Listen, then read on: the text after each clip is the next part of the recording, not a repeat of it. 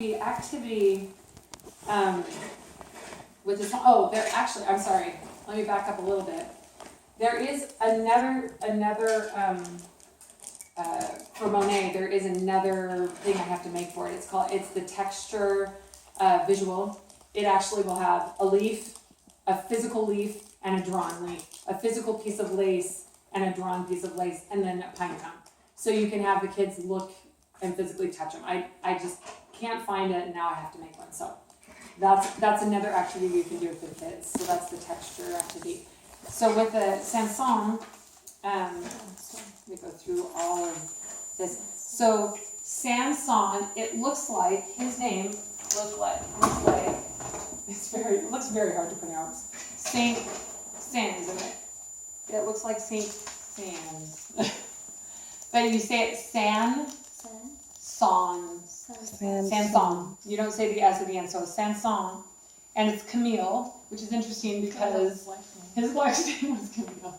So it's Camille and his Camille Charles, I think, but Camille Saint-Saens. They lived almost the same time period. So Monet was 1840 to 1926 and 1835 to 1921. They're almost the same. They were the same age when he died, actually. So Saint-Saens, he was very successful, as opposed to Monet that didn't become successful until he was about 50. Saint-Saens was successful pretty much right off the bat. In fact, his first symphony was at 20. He was making money and performing all over as a piano virtuoso and composer. And but he was really interested in lots of things, science and history, and he loved astronomy. So when he was young, he had a telescope made for him, and so he had a really different life than Claude Monet, at least initially. And so when you play the different, you can play the different animals for them if you want, and have them try to guess at that point, if you're not going to do the art project.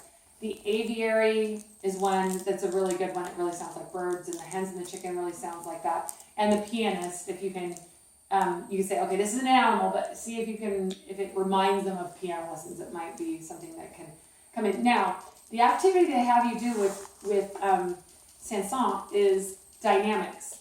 And the hard thing about this is dynamics, for the kids, if they don't remember, it's louds and softs. And I actually printed out a piece of music larger. It's not a great copy, and if you have a better one at home, you can do that, or if you find one on the internet that's better, you can use that one later. Let's see. It's the only thing that's not a painting or a photo. Here it is. Or a photograph. It's this right here. So in music, you'll see crescendos and decrescendos in here. So you'll see P, so you can ask the kids if they know. P is piano, and 2 P's would be a pianissimo, and 3 P's would be pianissimo. An M before the P is mezzo piano. So the quietest one is 3 P's, and then it goes to 2 P's, and then P, and then MP is mezzo piano is louder than that. Then you've got mezzo forte, which is the quietest forte. Then F would be forte, FF is fortissimo, and FFF is fortissimo, which, and you'll see here I've got mezzo forte, piano, and pianissimo, so they can see that the dynamic markings. The problem is the swan, it says, listen to the swan and have the kids do the dynamics with their hands and have them show you, play the swan and have them show you, this is getting louder this way, and this is getting softer. A conductor might use. For me, usually if I'm conducting, I would conduct big and I'd conduct small. So you can have the kids either conduct, or you can have them just raise their hands up or lower their hands.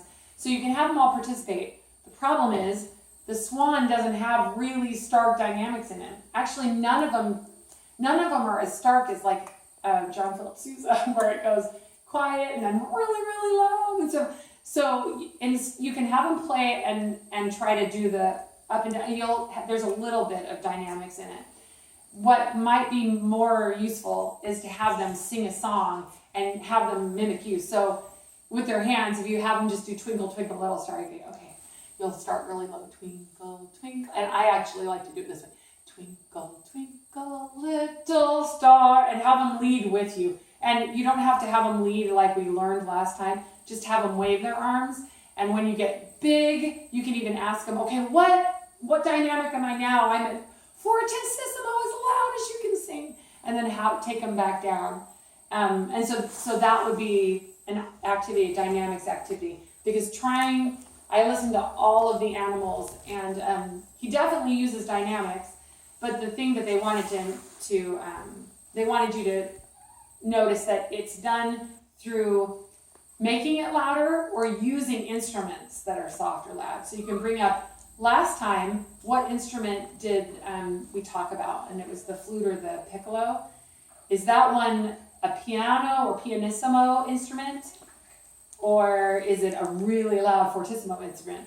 What about a tuba? Would that be something that you would play really quietly or loud? And so you can talk about that. They do actually also mention, okay, when you have a really messy room and your mom asks you to clean your room, when she first asks you, she's probably asking you in pianissimo tones. And then the second time when she goes in and you haven't cleaned it up, it might get up to mezzo piano. But then the third time, she might be at forte. If you go in there a fourth time and it still hasn't been cleaned, she might get up to fortissimo. So just talking to the kids about that, they can kind of understand that.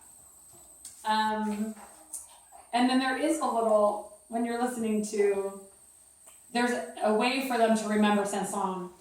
The da da da da da da da da. You're not going to want to sing it, but it's supposed to go, this cello's playing the swan. It was written by Saint-Saens. Good luck with that. So anyway, swan and Saint-Saens rhyme is Saint-Saens. So swan and song, they just want to get the point across that the swan is written by Saint-Saens, and they might remember it. And then you can tell as much or as little. When you're reading the lesson, it just drops off a cliff. It just basically says, and then tell them a little bit about Saint-Saens, and it's over. So they don't really wrap it up. But if you wanted to wrap it up, you could talk about the similarities and differences between the two.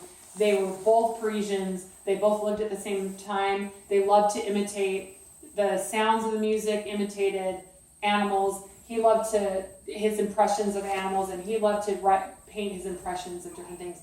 And then how different they were. He wasn't successful until he was 50. He started composing when he was 4. He was successfully playing in concerts when he was 10. So they just have different lives. And that's about it. And so you'll want to abbreviate if you're doing the painting activity. I'll have sponges, I'll have tempera paint, I'll have paper, or the paper plates for them, and then I'll have white drawing paper for them to do the painting on. And I'll have the plastic mats for you. So that'll all be in the wagon if you want to do the painting. And then I'll have a 30 class set of the animals. So if you want to just have the kids hold a sheet of the animals and you play a little bit and they have to guess what it is. And the animals pianist is one of the ones on that list. So they can go back in, and if you play that, I'm like, this is not an animal, see if you can figure out what that is. They'll be able to find, it looks like piano, so they'll be able to see that. Oh, so there's little cards. It's actually a whole sheet. It's in your instructions. It's a whole 8.5 by 11 paper that lists all the animals and a little bit of a description about it toward the back. So I'll make 30 copies of it and have them in the manila folder so that if you want to use that, you can use that as well. Okay. And I'll have the oil pastels out there too. I don't have a full class set of chalks, but they're pretty messy. So. Can you explain again what the painting activity, how So you're going to want to wet the sponges, and everyone's going to have a plastic placemat, and you'll have each table will just have a plate with 4 or 5 colors on the plate, and then 1 sponge per color. And then each child will have their own paper plate to dab it. So the best way is to have a wet sponge and just get the corner of the sponge in there and then just kind of paint. So they'll take their paper, lightly draw in pencil what they want, either an animal from Saint-Saens or an outdoor scene like Monet. And so they could do a tree and they could do, flower or whatever they want. And then they just lightly sponge in the color. and put that down, and so they don't want it to be too wet, but they need it to be damp before they start painting, and they will not change paint sponges. They want to keep the They're same. painting on a paper plate? They're painting on drawing paper, but they'll have a paper plate so that when they get their sponge and the paint, they can dab it on the paper plate and get the excess off. If you use a paper plate, it's easier than paper towels. The paper towels get everywhere. Yeah, and then you won't be able to check everything afterward. How many do you think will do the painting activity? You won't. I think my kids will like it. Yeah, they'll love it. You'll really have to abbreviate because the setup and the cleanup take a long time. The actual painting doesn't. But if you're having them draw their animal or their scene while you set up, that might work. One suggestion was to use a bowl have one color per table and have them move around. But I don't know how doable that is in a classroom. I think that would be even harder. That Nancy Holiday had suggested that, but I think setting up one station per table would probably work better. Do you think you'll do the painting? And you'll definitely do the painting. I love Okay, doing so it. I'll make sure that I have plenty of paper plates, plenty of paper, and I have lots of tempera, but I'll buy more tempera paint so that there's plenty for everybody. And